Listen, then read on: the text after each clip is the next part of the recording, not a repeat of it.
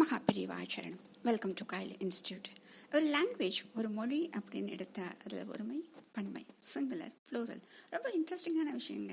அதை கற்றுக்கிறப்ப நம்மளுக்கே வந்து அது எப்படி க்ளூ வச்சு கண்டுபிடிக்கலாம், இதுக்கு இந்த மாதிரி வருது, அதுக்கு அந்த மாதிரி வருது. தமிழில் பார்த்தோம் அப்படின்னா சிறுவர், சிறுவர்கள், சிறுமி, சிறுமிகள், பாடல், பாடல்கள். இதில் பார்த்தீங்க அப்படின்னா க, இல் இந்த 2 எழுத்து மட்டும் சேர்க்குறோம். சரி, இன்னும் சில வார்த்தைகள் பழம், பழங்கள், ராகம், ராகங்கள், கீதம், கீதங்கள்.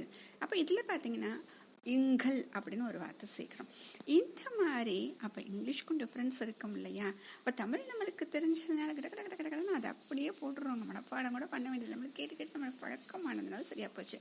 அப்போ இந்த க்ளோஸ் வந்து இங்கிலீஷ்க்கும் உண்டு, ஹிந்திக்கும் உண்டு. சில வார்த்தைகளுக்கு வந்து வெறும் எஸ் மட்டும் சேர்த்தா அது ப்ளூரல் ஆயிடும்.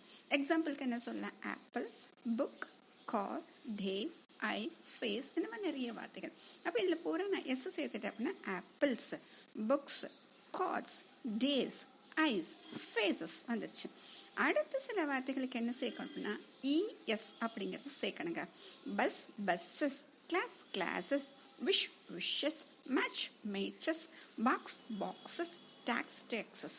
சரிங்க, அடுத்தது என்ன இன்ட்ரெஸ்டிங்காங்க, என்ன அப்படின்னா எஃப்னு ஒரு எழுத்து முடிஞ்சிச்சு அப்படின்னா அதை அப்படியே மாத்திரப்ப இன்னும் அழகா விஇஎஸ் அப்படின்னு இந்த 3 எழுத்து சேருங்க. இப்போ காஃப் அப்படின்னு படிக்கிறோம், அதில் CALF. இப்போ இந்த ப்ளூரல் ஃபார்ம் எழுதுன அப்படின்னா காஃப்ஸ் அப்படின்னு சொல்லுவோம். எஃப் சவுண்டு கிடையாது, ஆனால் வி சவுண்டு இருக்குது. அது வந்து சொல்லும் பொழுது CALVES அப்படின்னு வருது. இப்போ ஹாஃப், ஹாஃப்ஸ், நைஃப், நைஃப்ஸ். இப்போ இதெல்லாம் சொல்லும் பொழுது இந்த மாதிரி. அடுத்தது இன்னும் சில எழுத்துக்களில் வந்து IES. இப்போ பேபி அப்படின்னு சொல்கிறோம். ஆக இதுக்கு என்ன க்ளூ வச்சுக்குவோம் அப்படின்னா ஒயில முடியல டெல்டர் போகிறேன், அப்போ IES சேர்க்கணும் அப்படின்னு ஒரு க்ளூ வச்சுக்குவோம். அப்போ பேபிஸ், சிட்டிஸ், கண்ட்ரீஸ், ஃப்ளைஸ் அப்படின்னு சொல்லியாச்சு. ஓகே, இங்கிலீஷ் கூட கொஞ்சம் பரவாயில்ல. ஓகே, இது ஈஸியாக இருக்கிற மாதிரி இருக்கே அப்படின்னு பார்த்தா ஹிந்தி இன்னும் இதை விட ஈஸிங்க. இன்னும் அதுக்கு சின்ன கிளப்பு இருக்குது, பார்க்கலாமா? இப்போ சில வார்த்தைகளுக்கு வந்து ப்ளூரலாக மாற்றணும் அப்படின்னா யாம் அப்படின்னு சேர்க்கணும்.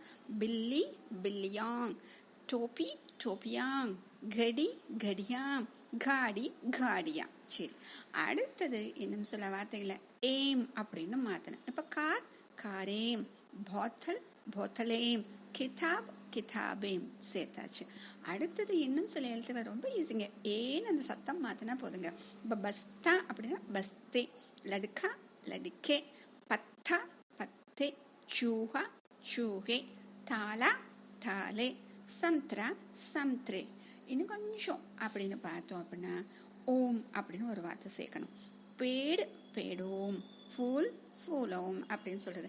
ஆக இந்த வார்த்தைகள் நம்ம இன்ட்ரெஸ்டிங்காக ஒரு க்ளூ வச்சு படிக்க அப்போ இதை வச்சு செக் பண்ணுவோம், சரி இந்த வார்த்தைக்கு இதுதான் வருது அப்படின்னு. ஒரு ஆன்சர் பார்த்துட்டு நம்ம எழுதுறது கரெக்டாக அப்படின்னு நம்மளுக்கு ஒரு சந்தோஷம் இல்லையா? அதில் வேறு போட்டிருப்பாங்க இவ்வளோ நீங்கள் மார்க் வாங்கினா நீங்கள் எக்ஸலண்ட்டுங்க, நீங்கள் குட் அப்படின்னு போட்டிருப்பாங்க. அதை பார்த்து நம்மளுக்கு ஒரு சந்தோஷம், ஆகா நம்மளுக்கு இன்னும் கொஞ்சம் வேர்ட்ஸ் நல்லா தெரிஞ்சிச்சு அப்படின்னு.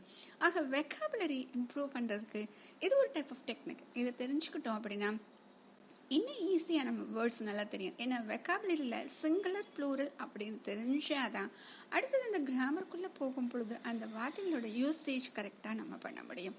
அதையும் நம்ம கற்றுக்க போகிறோம். மகாபிரியவாச்சரணம்.